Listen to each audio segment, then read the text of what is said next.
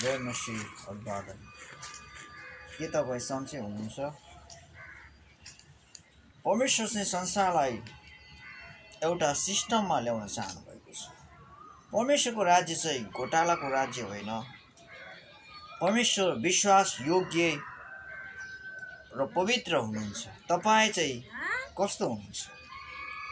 परमेश्वरको यात्रा र तपाईको यात्रामा डिफेन आयो भने तपाईँ परमेश्वरको सन्तानको अधिकार गुमाउँदै हुनुहुन्छ। आफूलाई हेर्नुहोस्, के तपाईको जीवन वचन अनुसार जिएको छ? कोसिस गर्नुहोस् र अनुग्रह माग्नुहोस्। प्रभु, म यो काम गर्दैछु, अनुग्रह गर्नुहोस् र तपाईको सत्यता ममा रहोस् भनेर। मैले दिनौँ परमेश्वरको वचन ममा प्रकाश आओस् भनेर मैले कडा परिश्रम गरेको छु। कसैबाट केही पाउला भन्ने आशा होइन, तर मानिसले दिएको गिफ्टलाई स्वीकार्छु। तर म तिमीहरूले यो गर्नै पर्छ भनेर म त्यसमा शासन गर्दिन। परमप्रभुले मलाई शासन गर्न अधिकार दिए तापनि म त्यसमा कटिबद्ध हुन्न, किनकि घरको मेन्टेन गर्नलाई, सबै कुरामा फिट हुनलाई एउटा जिम्मेवारी पुरुषको आवश्यकता पर्छ। सबै कुरामा फिट हुनलाई आवश्यक पर्छ, त्यतिकै महिलाको पनि त्यतिकै भूमिका हुन्छ। परमेश्वरको राज्यमा एकताको सन्देश चाहिँ एकता भएर आउँछ। विखण्डनद्वारा परमेश्वरको राज्य विस्तार हुन सक्दैन। परमेश्वरको प्रोटोकल र तपाईको प्रोटोकल मिल्दैन। तपाईको सोच र परमेश्वरको सोच फरक छ। तपाईले सोचेको हुन्छ मेरो पैसाले म परमेश्वरलाई खुसी पार्न सक्छु भनेर तपाईँ प्रयास गर्दै हुनुहुन्छ, तर त्यसमा तपाईँ विफल हुँदै हुनुहुन्छ। परमेश्वरले मानिसको पैसा हेर्दैन, परमेश्वरले मानिसको मन हेर्नुहुन्छ। यसको मन चाहिँ कस्तो छ? के यसको जीवनमा छल छ, बहाना छ? परमेश्वरको राज्य चाहिँ बहानावादीको राज्य होइन।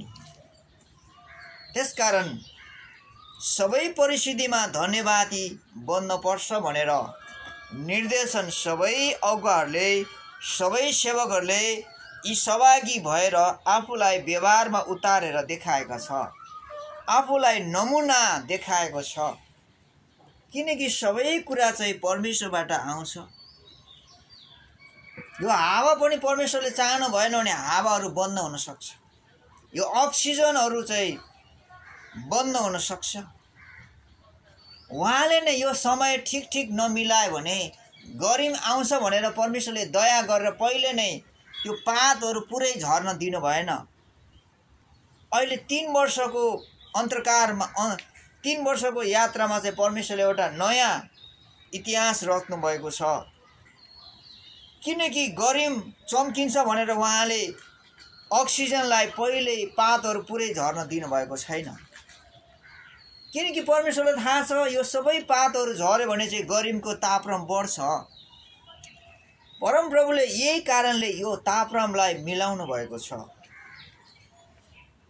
किनकि उहाँले आफ्ना मानिसहरूलाई जीवित राख्न र उहाँको वचन प्रचार गर्नलाई स्वास्थ्यको हेरचाह गर्नुभएको छ।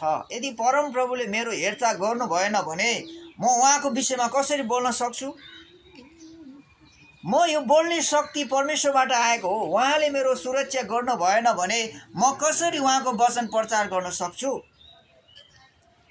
निश्चय नै उहाँले आफ्ना मानिसलाई सुरक्षा गर्नुहुन्छ र त्यसलाई उहाँले भोजन पनि दिनुहुन्छ। त्यसले परमप्रभुको नामलाई घोषणा गर्नेछ, जाति जातिको बीचमा सुसमाचार ल्यानेछ। किनकि उहाँले मेरो वास्ता नगरे कसले मेरो वास्ता गर्छ र? निश्चय नै मैले बोल्नुभन्दा अघि नै परमप्रभु जान्नुहुन्छ। मैले सोच्नुभन्दा अघि नै परमेश्वरले मेरो विषयमा सोच्नु भएको छ। त्यसकारण म संसारबाट एउटा फिल्टर भएको मानिस, विशेष मानिस हो। अब विशेष मानिस चाहिँ डाँडामाथिको सहर चाहिँ अन्धकारमा चम्किन पर्ने ठाउँमा अँध्यारो भयो भने समस्या आउँछ। परमेश्वरले तपाईँलाई अँध्यारो बन्नलाई बोलाउनु भएको होइन।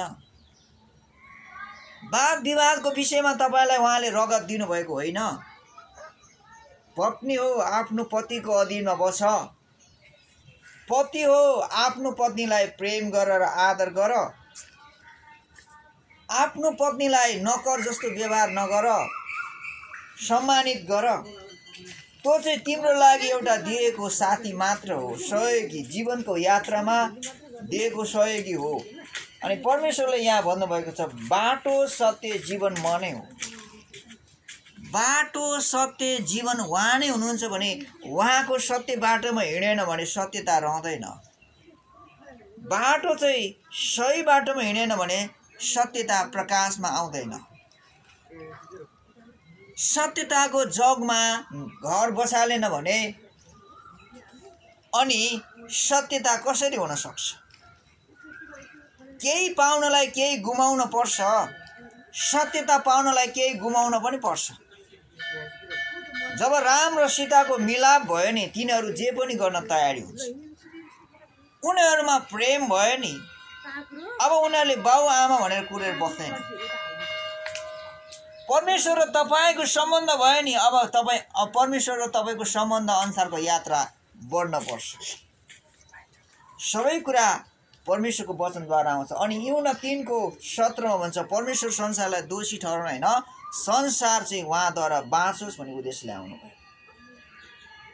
अनि तपाईँ परमेश्वरमा रहनु भएन भने तपाईँ बाँच्दैन, तपाईँको आत्मा चाहिँ मर्छ।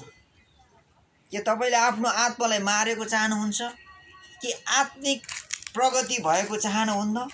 यदि चाहनुहुन्छ भने परमेश्वरको अगुवालाई हेर्नुहोस्, जसले परमेश्वरको लागि कटिबद्ध भएर आफूलाई नमुना गरेको छ। पाउललाई हेर्नुहोस्, ऐबलाई हेर्नुहोस्।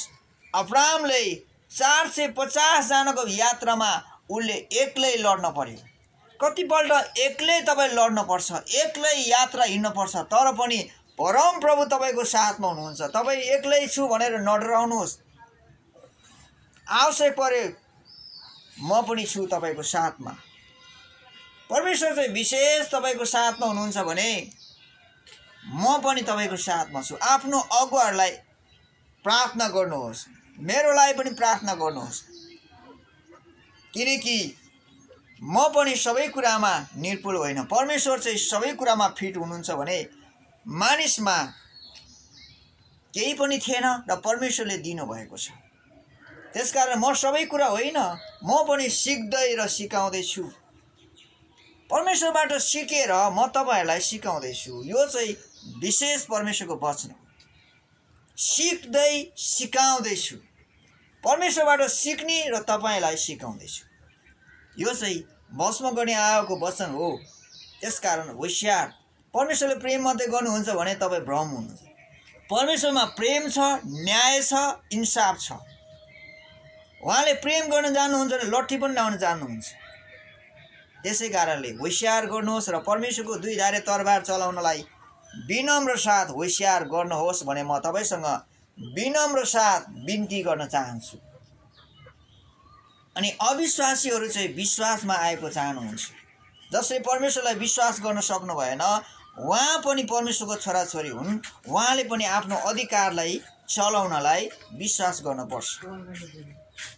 धन्यवाद छ। अर्को भिडियो आएकोमा सब्स्क्राइब गर्नुहोस् र अर्को नयाँ भिडियो आएको कतिवटा आइरहेको छ तपाईँलाई थाहा हुँदैन। त्यसकारण सब्स्क्राइब गर्यो भने अर्को भिडियो तपाईँले चाल पाउनुहुन्छ। धन्यवाद। जय मसी। ऐबाद।